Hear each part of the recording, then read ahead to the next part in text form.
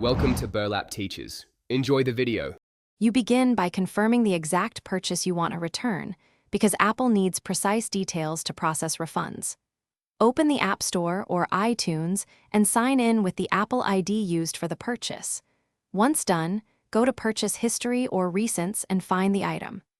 Make sure to record the order ID, purchase date, and exact item name so you can reference them in the request form. This speeds verification and prevents delays when you submit your problem reason.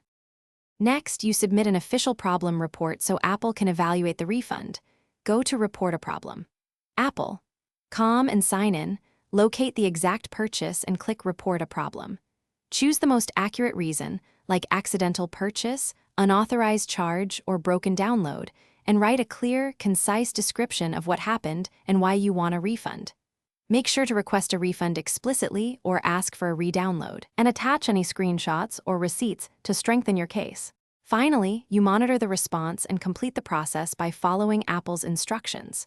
After submitting, check your email for confirmation and any follow-up questions. Responses typically arrive within 48 to 72 hours. If Apple approves the refund, it returns to your original payment method within about 5 to 10 business days. Make sure to watch your statement.